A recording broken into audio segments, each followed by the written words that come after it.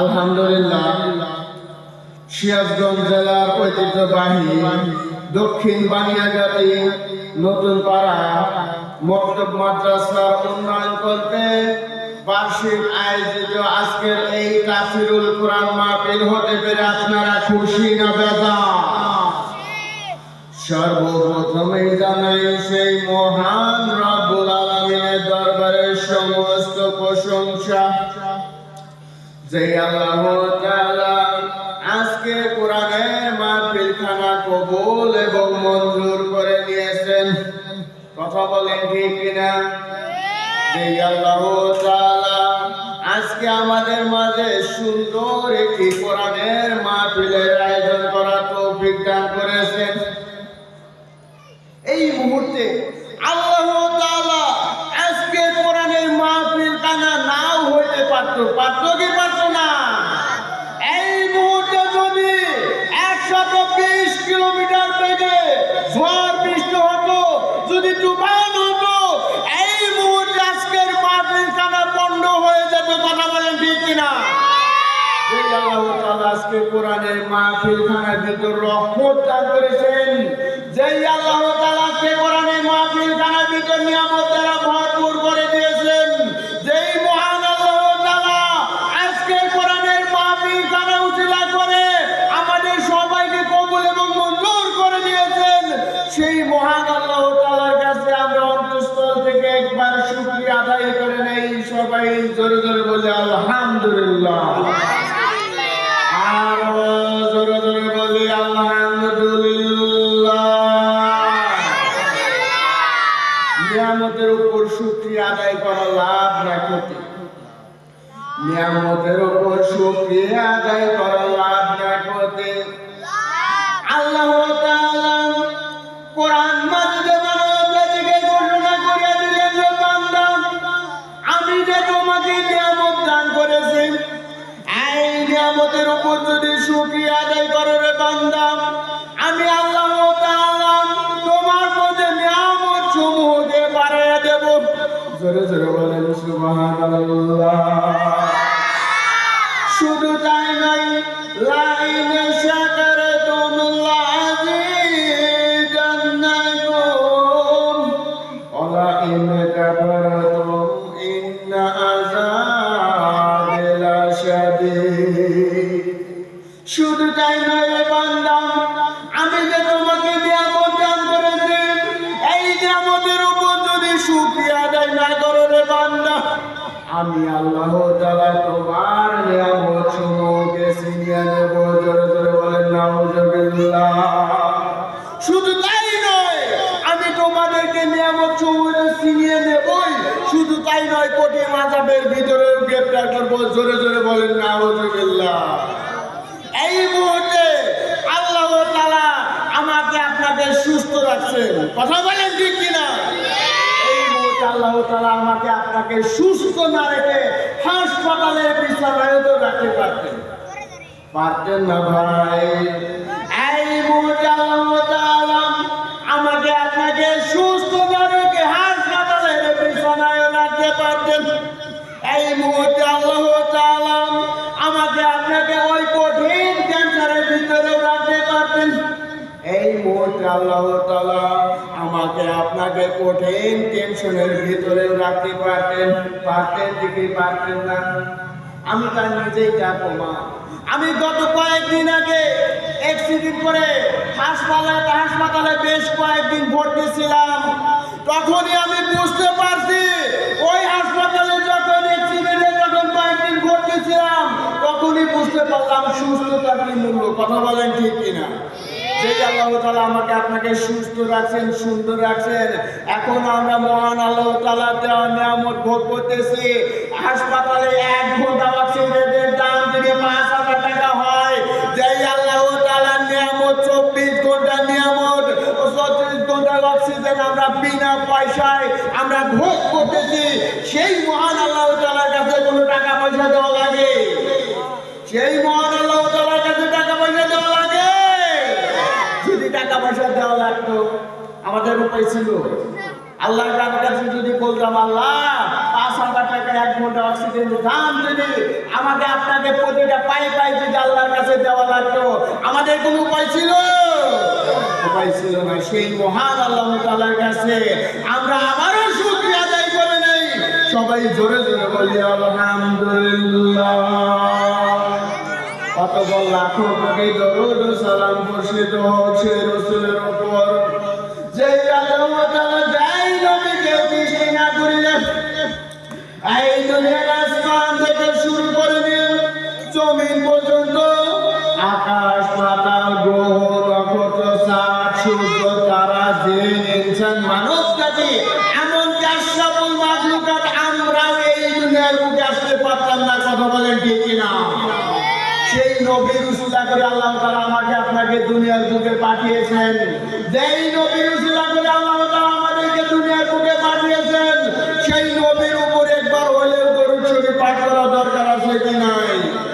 সেই নবীর উপর অন্তঃস্থল থেকে একবার দরুদ শরীফ পাঠ করেন। এই সবাই জোরে জোরে বলি সাল্লাল্লাহু আলাইহি ওয়াসাল্লাম। আলহামদুলিল্লাহ, আজকে আমরা মাদ্রাসার উন্নয়ন কল্পে আজকের মাহফিলে উপস্থিত হয়েছি। এই মাদ্রাসার গুরুত্ব, এই মাদ্রাসার দাম, এই মাদ্রাসা আমাদেরকে শুধু দুনিয়ার বুকে নয়, কবর জগতে কি পরিমাণ দাম, সেই সম্পর্কে আমি আপনাদের মাঝে অল্প কিছু সময় আলোচনা করার চেষ্টা করব ইনশাআল্লাহ। আপনারা শুনতে রাজি আছেন তো ইনশাআল্লাহ? আল্লাহ তাআলা বলেন, আমার সম্মানিত মুসলমান ভাই এবং ভাই বোনেরা, এই দুনিয়া জগৎ হইতে আল্লাহ তাআলা আমাদেরকে আপনাকে অল্প কিছু সময় দুনিয়ার বুকে হায়াত দিয়ে পাঠিয়েছেন। আল্লাহ তাআলা মানব জাতিকে সূরা আন-নাহল 55 নম্বর আয়াতে ঘোষণা করে দিলেন, মিন্নাহা খলাকনাকুম ওয়া ফীহা নুঈদুকুম ওয়া মিনহা নুখরিজুকুম তারাতান উখরা। বলেন সুবহানাল্লাহ। আল্লাহ তাআলা মানব জাতিকে ঘোষণা করিয়া দিলেন, এই মাটিতে আমি মানব জাতিকে সৃষ্টি করেছি, এই মাটিতে আমি মানব জাতিকে ফিরে আনবো এবং এই মাটি হইতে আমি মানব জাতিকে পুনরায় বের করে আনবো। জোরে জোরে বলেন সুবহানাল্লাহ। এই আয়াত দ্বারা বোঝা গেল এই দুনিয়ার বুকে আমরা এক সময় ছিলাম না। কথা বলেন ঠিক কিনা? মহান আল্লাহ তাআলার অশেষ মেহেরবানিতে এই দুনিয়ার বুকে আমরা আসতে পেরেছি। এরপর আমার আপনার যখন হায়াত শেষ হয়ে যাবে, আমার আপনার ভিতর যখন রেজেক শেষ হয়ে যাবে, আমার আপনার ভিতর যখন নিঃশ্বাস শেষ হয়ে যাবে, আমার আপনার ভিতর এই দুনিয়ার বুকে যখন হায়াতটা চলে যাবে, আমার আপনার ভিতর চলে আসবে, ওই মালাকুল মউত যখন আমার আপনার ভিতর চলে আসবে, এই দুনিয়া জগৎ হইতে পুনরায় কবর জগতের জন্য যেতে হবে। কথা বলেন ঠিক কিনা? এই দুনিয়ার কারণে কারোর জন্য হবে জান্নাতের বাগান, আর এই দুনিয়ার কারণে কারোর জন্য হবে ওই কঠিন জাহান্নাম আগুনের গর্ত। কথা বলেন ঠিক কিনা? এই দুনিয়ার জগৎ হইতে আমি আপনি যদি কোরআন নিয়ে চলে যেতে পারি, এই দুনিয়ার জগৎ হইতে আমি আপনি যদি আল্লাহর ভয়টা নিয়ে যেতে পারি, এই দুনিয়া জগৎ হইতে আমি আপনি যদি মহান আল্লাহ তাআলার দেওয়া নামাজখানা যদি আমি আপনি নিয়ে যেতে পারি, এই দুনিয়া জগৎ হইতে আমি আপনি যদি একজন কোরআনওয়ালা হইতে পারি, আল্লাহওয়ালা যদি হইতে পারি, আল্লাহ তাআলা কবর জগৎটা আমার আপনার জন্য অত্যন্ত ইহসান সহজ করিয়া দেবেন। জোরে জোরে বলেন সুবহানাল্লাহ।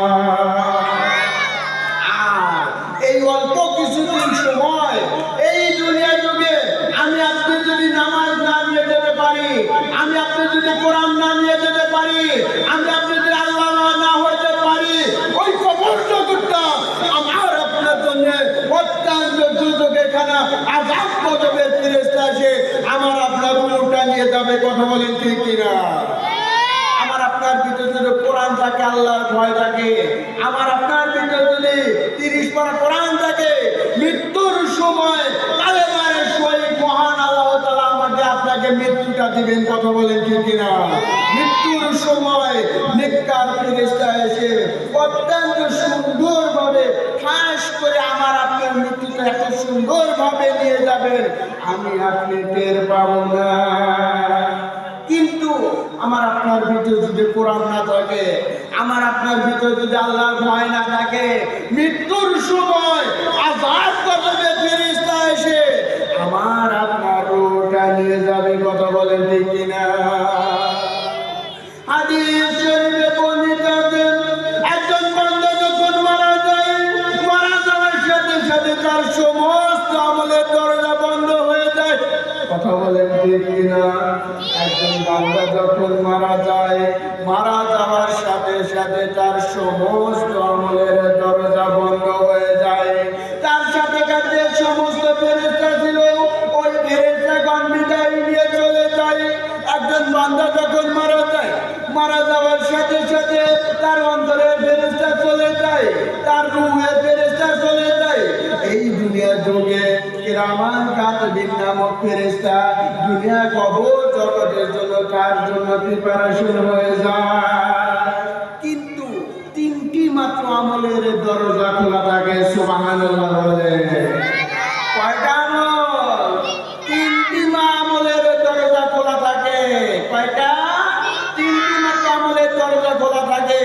তার ভিতর অন্যতম একটা আমল হলো, এই মাদ্রাসা থেকে যারা একজন নেককার সন্তান হয়, এই মাদ্রাসা থেকে যারা কোরআন ওয়ালা হয়, এই মাদ্রাসা থেকে যারা হাফেজ ওয়ালা হয়, এই মাদ্রাসা থেকে একজন নেককার সন্তান হয়, ওই নেককার সন্তান যতদিন পর্যন্ত মহান আল্লাহ তাআলার রাস্তায় মহব্বত করবে, ওই নেককার সন্তান যতদিন পর্যন্ত আল্লাহর রাস্তায় মহব্বত করবে, ওই ইমাম সাহেব যতদিন পর্যন্ত মসজিদের সাথে মহব্বত করবে, ততদিন পর্যন্ত আল্লাহ তাআলা ওই সমস্ত নেককার সন্তানদের কারণে আল্লাহ তাআলা শুধু দুনিয়ার বুকেই সম্মান দান করবে না, তাদেরকে কবর জগতের ভিতরে সম্মান দান করবেন। বিসমিল্লাহ বলেন সুবহানাল্লাহ। এই কারণে ভাই, এই মাদ্রাসা থেকে যারা হাফেজ হয়, এই মাদ্রাসা থেকে যারা কোরআন ওয়ালা হয়, তাদের দাম বেশি না কম? তাদের দাম বেশি না কম? আল্লাহর হাবিব রাসূলুল্লাহ সাল্লাল্লাহু আলাইহি ওয়াসাল্লাম ফরমান, একজন নেককার সন্তান হলো এই পৃথিবীর বুকে সবথেকে দামি সম্পদ। চিল্লা বলেন সুবহানাল্লাহ। একজন নেককার সন্তান হলো এই পৃথিবীর বুকে সবথেকে দামি সম্পদ। চিল্লা বলেন সুবহানাল্লাহ। আমরা তো মনে করি যার বিঘা বিঘা সম্পত্তি আছে সেই ব্যক্তি মনে হয় সবচেয়ে দামি সম্পদ। কথা বলেন ঠিক কিনা? এই দুনিয়ার বুকে যার কোটি টাকা ব্যালেন্স আছে, ওই ব্যাংকের ভিতর যার লক্ষ লক্ষ টাকা ব্যালেন্স রয়েছে, আমরা তো তাদেরকেই মনে করি সবচেয়ে দামি সম্পদ। কথা বলেন ঠিক কিনা? কিন্তু আল্লাহর হাবিব রাসূলুল্লাহ সাল্লাল্লাহু আলাইহি ওয়াসাল্লাম ফরমান, একজন নেককার সন্তান হলো এই পৃথিবীর বুকে সবচেয়ে দামি সম্পদ। জোরে জোরে বলেন সুবহানাল্লাহ। ওই নেককার সন্তান, ওই হাফেজ সন্তান, ওই আলেম সন্তান, ওই মসজিদওয়ালা ইমাম সাহেব, ওই হুজুর সাহেব যতদিন পর্যন্ত ওই কোরআনের উপর মহব্বত করবে, যতদিন পর্যন্ত আল্লাহর সাথে মহব্বত করবে, মসজিদের সাথে মহব্বত করবে, ততদিন পর্যন্ত আল্লাহ তাআলা শুধু দুনিয়ার বুকে সম্মান দিবেন না, তাকে কবর জগতের ভিতরে সম্মান দান করবেন। চিল্লা বলেন সুবহানাল্লাহ। এই কারণে ভাই, আমি আপনাদেরকে সবাইকে অনুরোধ করব, আপনি আপনার সন্তানকে অবশ্যই একজন মাদ্রাসায় পড়াইবেন। ওই নেককার সন্তান যদি মারা যাওয়া পিতা মাতার জন্য যদি দোয়া করে, তার মতো সৌভাগ্যবান ব্যক্তি এই দুনিয়ার বুকে কোথাও নাই। বলেন সুবহানাল্লাহ। হাদিস শরীফ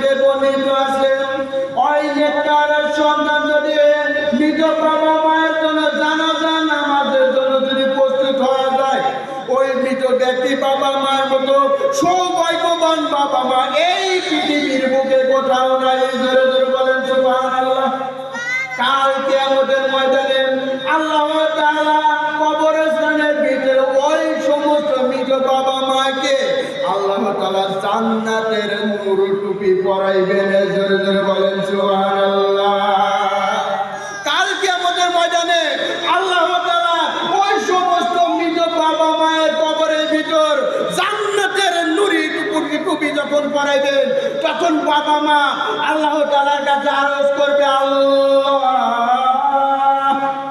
এই টুপিটা কিভাবে এলো? এবার আল্লাহ তাআলা ওই সমস্ত নেককার সন্তানদের পিতা মাতাকে প্রশ্ন করে বলবেন, ও বাবা মা, এই দুনিয়ার বুকে তুমি যে তোমার সন্তানকে একজন হাফেজ সন্তান বানিয়েছিলে, এই দুনিয়ার বুকে তুমি যে তোমার সন্তানকে একজন নেককার সন্তান বানিয়েছিলে, এই দুনিয়ার বুকে তুমি যে তোমার সন্তানকে একজন হাফেজ সন্তান বানিয়েছিলে, একজন ইমাম সাহেব বানিয়েছিলে, একজন মৌলানা সাহেব বানিয়েছিলে, একজন 30 পারা কোরআন বানিয়েছিলে, এই 30 পারা কোরআন ওয়ালার কারণে আমি তোমার পিতা মাতাকে জান্নাতের নূরে টুপি পরাইলাম। জোরে জোরে বলেন সুবহানাল্লাহ। তখন পিতা মাতা আফসোস হয়ে বলতে থাকবে, ইস, আমি হলাম বড়ই সৌভাগ্যবান বাবা মা। জোরে জোরে বলেন সুবহানাল্লাহ। আমরা তো অনেকেই মনে করি সন্তানদেরকে যখন মাদ্রাসায় পড়ায় ওই সন্তানটা নাকি নষ্ট হয়ে যায়। কথা বলেন ঠিক? অনেক বাবা মা চিন্তা করে সন্তানকে যদি আমি মাদ্রাসায় পড়াই, মাদ্রাসায় পড়া কি লাভ? কথা বলেন ঠিক না? আমার প্রিয় সম্মানিত মুসলমান মা এবং ভাই বোনেরা, আপনি যদি আপনার সন্তানকে মাদ্রাসায় পড়ান, আপনি যদি আপনার সন্তানকে একজন নেককার সন্তান বানান, আশা করা যায় ওই সন্তান, আমার প্রিয় সম্মানিত মুসলমান মা এবং ভাই বোনেরা, আপনি যদি আপনার সন্তানকে একজন নেককার সন্তান বানান, আপনি যদি আপনার সন্তানকে একজন হাফেজ সন্তান বানান, আশা করা যায় ওই সন্তান কখনো দাঁড়িয়ে পেশাব করবে না। কথা বলেন ঠিক কিনা? একটু জিকির করে লা ইলাহা ইল্লাল্লাহ, লা ইলাহা ইল্লাল্লাহ।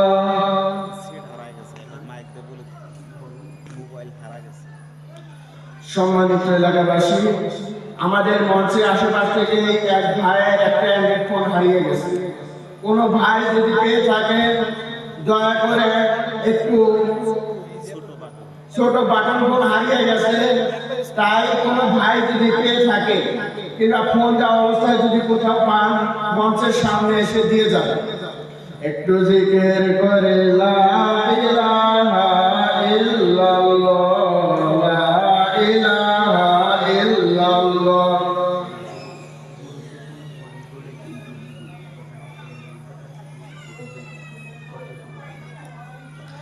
লা ইলাহা ইল্লাল্লাহ মুহাম্মাদুর রাসূলুল্লাহ। সবাই জোরে জোরে বলে সাল্লাল্লাহু আলাইহি ওয়াসাল্লাম। আমার প্রিয় সম্মানিত মুসলমান মা এবং ভাই বোনেরা, আমি আপনাদের সবাইকে দাওয়াত দিয়ে গেলাম, অবশ্যই আপনি আপনার সন্তানকে একজন দ্বীনি সন্তান বানায়েন, একজন হাফেজ সন্তান বানায়েন। ওই হাফেজ সন্তান যতদিন পর্যন্ত মসজিদের সাথে মহব্বত করবে, ওই নেককার সন্তান যতদিন পর্যন্ত আল্লাহর সাথে মহব্বত করবে, ওই নেককার সন্তান যতদিন পর্যন্ত কোরআনের সাথে মহব্বত করবে, আল্লাহ তাআলা শুধু দুনিয়ার বুকে সম্মান দান করবেন না, কাল কিয়ামতের ময়দানে কবরের ভিতরে তাকে জান্নাতের টুপি নিকট করাবেন। জোরে জোরে বলেন সুবহানাল্লাহ। আমার প্রিয় সম্মানিত মুসলমান মা এবং ভাই বোনেরা, এই কারণে আপনি যদি আপনার সন্তানকে একজন নেককার সন্তান বানান, ওই নেককার সন্তান শুধু দুনিয়ার বুকে আল্লাহ তাআলা সম্মান দান করবে না, কবর জগতের ভিতরেও সম্মান দান করবেন। আল্লাহ বলেন সুবহানাল্লাহ। ওই নেককার সন্তানকে যদি আপনি মহান আল্লাহ তাআলার কাছে যদি জবাবদিহি করেন, ওই নেককার সন্তানের কারণে আল্লাহ তাআলা মৃত বাবা মায়ের কবরের ভিতরেও সম্মান দান করবেন। জোরে জোরে বলেন সুবহানাল্লাহ। আপনি যদি আপনার সন্তানকে একজন হাফেজ সন্তান বানান, ওই সন্তান সন্তান কখনো আশা করা যায় ওই সন্তান কখনো বেঈমান হবে না। কথা বলেন ঠিক কিনা? আপনি যদি আপনার সন্তানকে একজন নেতার সন্তান বানান, আলেম সন্তান বানান, ওই সন্তান আশা করা যায় কখনো দাঁড়িয়ে পেশাব করবে না। কথা বলেন ঠিক কিনা? একজন জেনারেলের সন্তান আর একজন হাফেজ সন্তানের ভিতর পার্থক্য এই, ওই সন্তান ওই নেতার সন্তান কখনো দাঁড়িয়ে পেশাব করবে না। আর আপনি যদি একজন জেনারেলের সন্তান বলেন এমন টাইট ফিটিং প্যান্ট পরে, তার তো গোষ্ঠী তামসা। কথা বলেন ঠিক কিনা? এই কারণে আমি আপনাদের সবাইকে দাওয়াত দিয়ে যাই, আপনি আপনার সন্তানকে অবশ্যই নেককারের সন্তান বানাইবেন। ওই নেককার সন্তান যদি মৃত বাবা মায়ের জন্য জানাজা নামাজ পড়ায়, ওই মৃত বাবা মায়ের কবরের ভিতর আল্লাহ তাআলা নূরের টুপি পরাইবেন। জোরে জোরে বলেন সুবহানাল্লাহ। শুধু তাই নয়, ওই নেককার সন্তান কখনো বাবা মায়ের সাথে বেয়াদবি করবে না। কথা বলেন ঠিক কিনা?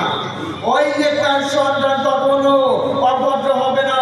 ওই নেককার সন্তান কখনো সুদ খাবে না, ঘুষ খাবে না। সারাটা জীবন ওই নেককার সন্তান মহান আল্লাহ তাআলার কাছে দামি হয়ে থাকবে। শুধু তাই নয়, ওই নেককার সন্তানকে দ্বারা এই গ্রামের বুকে যতজন মারা যাবে, ওই নেককার সন্তানদেরকে দ্বারা আল্লাহ তাআলা জানাজা নামাজ পড়াবেন। চিল্লাবেন সুবহানাল্লাহ। শুধু তাই নয়, আচ্ছা বলেন তো, একজন আলেম সাহেবের দিকে আল্লাহ তাআলা জানাজা নামাজ পড়াবেন, তার মতো সৌভাগ্যবান ব্যক্তি এই পৃথিবীর বুকে আছে? একটু আওয়াজ দেয়া বলেন রে বাজান। ওই নেককার সন্তান যতদিন পর্যন্ত মাদ্রাসার সাথে মহব্বত করবে, ওই নেককার সন্তান মাদ্রাসাওয়ালা হাফেজ সন্তান যতদিন পর্যন্ত মসজিদের সাথে মহব্বত করবে, আল্লাহ তাআলা তাদেরকে শুধু দুনিয়ার বুকে সম্মান দান করবে না, কবর জগতের ভিতরে সম্মান দান করবেন। জোরে জোরে বলেন সুবহানাল্লাহ। একজন নেককার সন্তান হাফেজ সন্তান যখন কবরের ভিতর ওই মুনকার নাকির আলাইহিস সালামের তিনটি প্রশ্ন করার সাথে সাথে ওই নেককার সন্তান মুনকার নাকির আলাইহিস সালামের তিনটি প্রশ্নের উত্তরই সঠিক পাঠিয়ে দিয়ে দিবে। জোরে জোরে বলেন সুবহানাল্লাহ। কিন্তু ভাই, আমার আপনার ভিতরে যদি কোরআন না থাকে, নামাজ না থাকে, আমার আপনার ভিতরে যদি আল্লাহর ভয় না থাকে, ওই কাল কিয়ামতের ময়দানে কবর জগতের ভিতর আমি কিন্তু মুনকার নাকির আলাইহিস সালামের তিনটি প্রশ্নের উত্তর দিতে পারবো না। কথা বলেন ঠিক? হাদিস শরীফে বর্ণিত আছে, বান্দা যখন মারা যায়, মারা যাওয়ার সাথে সাথে 40 গজ আসা মাত্র ওই মৃত ব্যক্তির কবরের ভিতর যেই সর্বপ্রথম যেই ফেরেশতাকে আগমন করে, তার নাম হযরত লুকমান আলাইহিস সালাম। বলেন সুবহানাল্লাহ। হাদিস শরীফে বর্ণিত আছে, ওই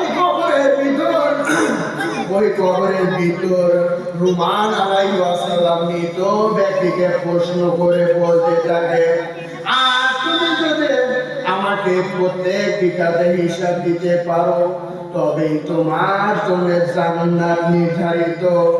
আর তুমি যদি আমাকে ওই তিনটি মাত্র প্রশ্নের উত্তর দিতে না পারো, তবেই তোমার জন্য জাহান্নাম বরাদ্দ করা হয়েছে। এইভাবে লুকমান আলাইহিস সালাম মৃত ব্যক্তিকে কবরের ভিতর লম্বা একটি শিকল এনে, আগুনের শিকল এনে মৃত ব্যক্তিকে যখন প্রশ্ন করে বলবে, এই নাও কাগজ, এই নাও কলম, এই নাও খাতা। বলেন সুবহানাল্লাহ। এবার মৃত ব্যক্তি লুকমান আলাইহিস সালামের কাছে আরজ করবে, ইয়া লুকমান আলাইহিস সালাম, আমি কিভাবে লিখব?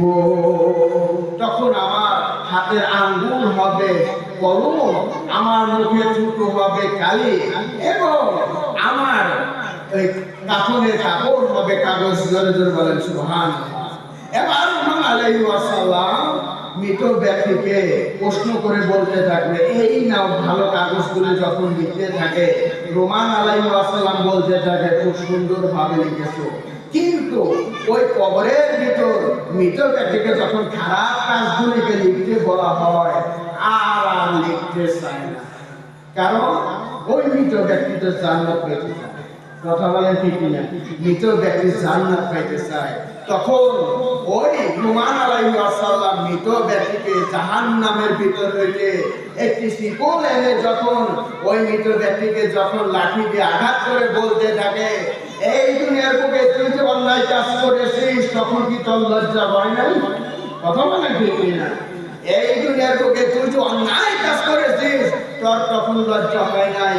দুনিয়ার বুকে কবরের ভিতর তুই যখন আল্লাহর কাজ করে যখন হিসাব দিছিস, তখন তোর লজ্জা কিসের? কথা বলেন ঠিক কিনা? এইভাবে মৃত ব্যক্তিকে চলে যাওয়ার পর ওই কবরের ভিতর যেই ফেরেশতাটি আগমন করে, তার নাম হযরত মুনকার নাকির আলাইহিস সালাম। জোরে জোরে বলেন সুবহানাল্লাহ। এবার মুনকার নাকির আলাইহিস সালাম মৃত ব্যক্তিকে প্রশ্ন করে বলতে থাকে, আমি মুনকার নাকির আলাইহিস সালাম, আজ আমি তোমাকে তিনটি মাত্র প্রশ্ন করে বলতে পারবো। তুমি যদি আমাকে এই তিনটি মাত্র প্রশ্নের উত্তর দিতে পারো, তবেই তোমার জন্য জান্নাতের রাস্তা খোলা। আর যদি তুমি আমাকে তিনটি মাত্র প্রশ্নের উত্তর দিতে না পারো, তবেই তোমার জন্য জাহান্নামের রাস্তা দরজা খোলা।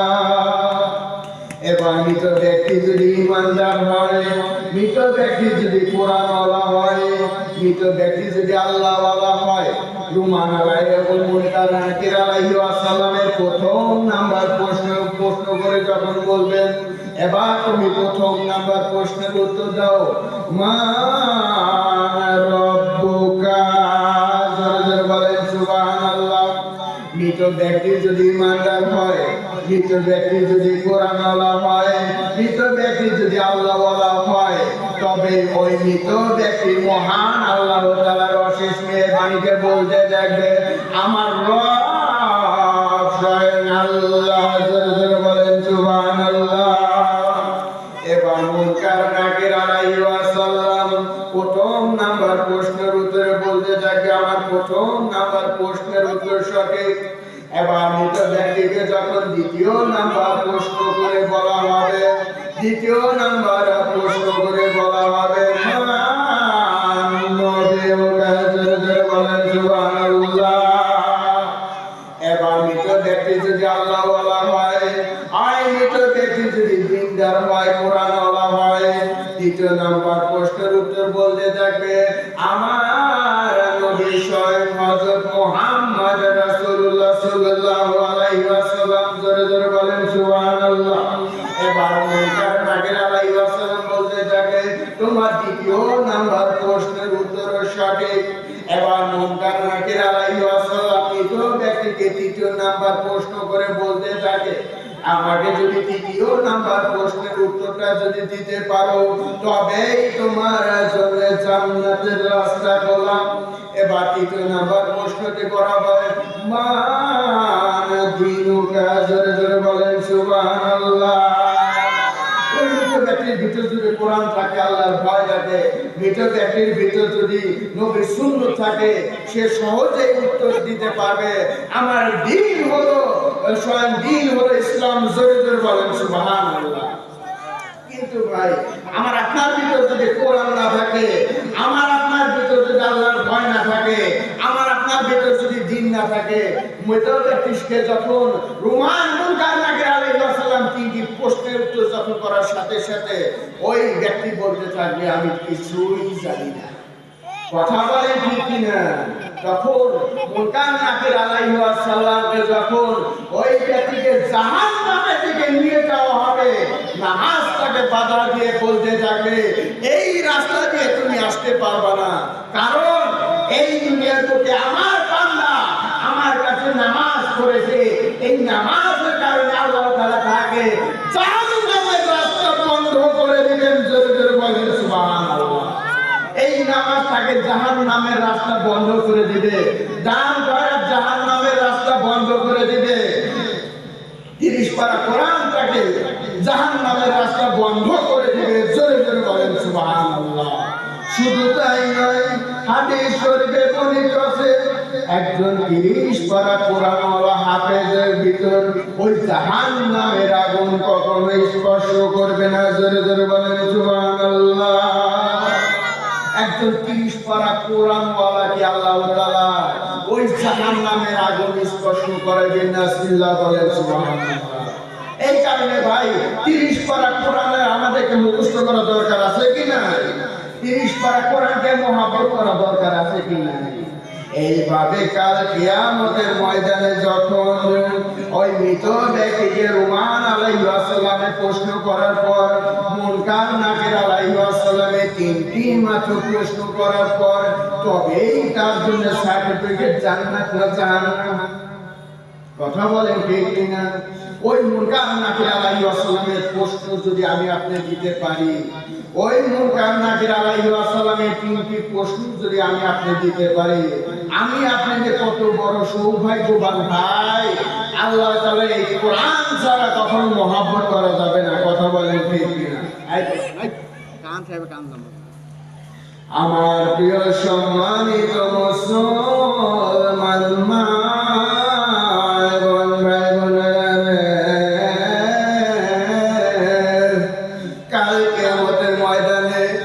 যখন মৃত ব্যক্তিকে জাহান্নামের দিকে নিয়ে যাওয়া হবে, ওই জাহান্নামের আগুনে থাকবে সাপ বিচ্ছু আগুন।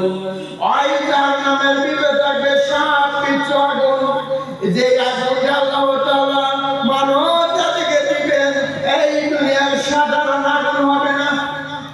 ওই জাহান্নামের ভিতর আল্লাহ তাআলা যেই আগুনটা মানব জাতিকে দান করবেন, এই দুনিয়ার সাধারণ আগুন হবে না। সেই আগুনটা হবে এই দুনিয়ার 70 ডবল বেশি। কথা বলেন ঠিক কিনা? এই দুনিয়ার মধ্যে আমরা 1 সেকেন্ড কিন্তু আগুনের উপর হাত রাখতে পারি না। কথা বলেন ঠিক কিনা? এই দুনিয়ার বুকে আমরা কিন্তু 1 সেকেন্ডের জন্য আগুনের উপর হাত রাখতে পারি না। একটু চিন্তা করে দেখেন, যেই জাহান্নামের আগুন মহান আল্লাহ তাআলা মানব জাতিকে দান করবেন, ওই আগুনের উপর আমি হাত রাখতে পারবো কিনা? এই কারণে জাহান্নাম দেখে আমাদেরকে ভয় করা দরকার আছে কি নাই? শুধু তাই নয়, এই দুনিয়ার বুকে যদি কোনো একটি সাপ মানুষ জাতিকে যখন সবল মারে, সাথে সাথে তো আমরা হাসপাতালের দিকে দৌড়াই। কথা বলেন ঠিক কিনা? এই দুনিয়ার বুকে যদি একটা সাপ যখন মানব জাতিকে সবল মারে, সাথে সাথে তো আমরা সাপুরিয়ার কাছে দৌড়াই। কিভাবে সাপের বিষ নামানো যায়, কিভাবে সাপের বিষের হাত থেকে রক্ষা করা যায়। কিন্তু আল্লাহ তাআলা যখন কাল কিয়ামতের ময়দানে যখন ওই সাপ আমাকে আপনাকে একবার মাত্র সবল মারবে, একবার মাত্র সবল মারার সাথে সাথে শত শত বছর ওই সাপের যন্ত্রণায় ভোগ করতে হবে। জোরে জোরে বলেন নাউজুবিল্লাহ। শুধু তাই নয়, ওই জাহান্নামের ভিতর যখন একটি বিচ্ছু যখন আমাকে আপনাকে সবল মারবে, একবার বিচ্ছু যখন সবল মারবে, সবল মারার সাথে সাথে এর ধ্যান 70 বছর ওই জাহান্নামের আগুনে ভরা আমাকে আপনাকে জ্বলতে হবে। কথা বলেন ঠিক কিনা? সেই জাহান্নামের আগুনের ভিতর যখন জাহান্নামবাসীদেরকে দেওয়া হবে, ওই জাহান্নামের আগুনের ভিতর যখন মানব জাতিকে দেওয়া হবে, এই দুনিয়ার বুকে আমি আপনি 1 সেকেন্ডের জন্য টিকে থাকতে পারবো না। কথা বলেন ঠিক কিনা? শুধু তাই নয়, ওই জাহান্নামের আগুনের ভিতর যখন মানব জাতিকে একবার যখন আগুনের ভিতর রাখা হবে, জাহান্নামীকে মারার সাথে সাথে আল্লাহ তাআলা পুনরায় জীবিত করবেন। কথা বলেন ঠিক কিনা? ওই জাহান্নামের ভিতর যেমন মৃত্যু নাই, জান্নাতের ভিতরেও যেমন মৃত্যু নাই। কথা বলেন ঠিক কিনা? জাহান্নামের ভিতর যেমন মৃত্যু নাই, তেমনি ভাবে জান্নাতের ভিতরেও কোনো মৃত্যু নাই। দুনিয়ার বুকে তো আমরা অল্প কিছুদিন হায়াত নিয়ে আল্লাহ তাআলা দুনিয়ার বুকে আমাদের আপনাকে পাঠাইছেন, কিন্তু ওই জাহান্নামের ভিতর কোনো মৃত্যু হবে না, জান্নাতের ভিতর কোনো মৃত্যু হবে না। আল্লাহ তাআলা বলেন, কোরআন অনুযায়ী যদি আমল করতে পারো, কোরআনকে যদি অনুসরণ করতে পারো, নামাজকে যদি ভালোবাসতে পারো, যেই সুন্দর সুন্দর জান্নাত আমি তোমার জন্য বরাদ্দ করে রেখেছি, এই ছোট জান্নাত আল্লাহ তাআলা দান করবেন। এই দুনিয়া 10 দুনিয়ার সমান। চিল্লা বলেন সুবহানাল্লাহ। ওই জান্নাতের ভিতর কোনো মৃত্যু হবে না। কথা বলেন ঠিক কিনা? ওই জান্নাতের ভিতর আপনি যা চাইবেন আল্লাহ তাআলা তাই দিবেন। এই দুনিয়ার বুকে আমরা যা চাই কিন্তু মহান আল্লাহ তাআলার কাছে পাই না। কথা বলেন ঠিক কিনা? এই কারণে আমি আপনাদের সবার কাছে দোয়া চাই, আল্লাহ তাআলা আমাকে আপনাকে কথাগুলোর উপর বুঝে শুনে আমল করার তৌফিক দান করুন। আমি আপনাদের মাঝে যতগুলো কথা বললাম, কথাগুলোর উপর ভুল ত্রুটি হইলে ক্ষমা দৃষ্টিতে দেখবেন। এবং আমি আপনাদের সবার কাছে দোয়া চাই, আল্লাহ তাআলা কোরআনের উপর বেশি বেশি আমল করার তৌফিক দান করেন। আল্লাহ তাআলা আমাদেরকে আপনাকে 5 ওয়াক্ত নামাজওয়ালা বানিয়ে দেন। আল্লাহ তাআলার কাছে আরজ করবে, আল্লাহ 5 ওয়াক্ত নামাজ যেন মসজিদের সাথে আদায় করতে পারি। আল্লাহ আপনি আমাদেরকে ঈমানওয়ালা বানান। মৃত্যুর সময় আপনি আমাদেরকে কালেমার নসিব করে বানান। মৃত্যুর সময় যেন আল্লাহ তাআলা আমাকে আপনাকে জান্নাতে মৃত্যু দান করেন। আল্লাহ মৃত্যুটা আপনি আমাদেরকে রহমতের মৃত্যু দান করেন। আল্লাহ মৃত্যুটা আপনি আমাদেরকে কোরআনওয়ালা মৃত্যু দান করেন। আল্লাহ নামাজ পড়তে পড়তে যেন মারা যেতে পারি। আল্লাহ কোরআন পড়তে পড়তে যেন মারা যেতে পারি। আল্লাহ জিহাদ করা অবস্থায় মারা যেতে পারি। আল্লাহ আল্লাহর রাস্তায় যেন শহীদি মৃত্যু দান করেন। আল্লাহ আমি আপনাদের সকলের কাছে দোয়া চাই, আল্লাহ তাআলা কথাগুলোর উপর বুঝে শুনে আমল করার তৌফিক দান করেন। আপনারা সবাই আমার জন্য দোয়া করবেন, আমি যেন আপনাদের মাঝে কোরআন এবং হাদিসের আলোকে আলোচনা করতে পারি ইনশাআল্লাহ।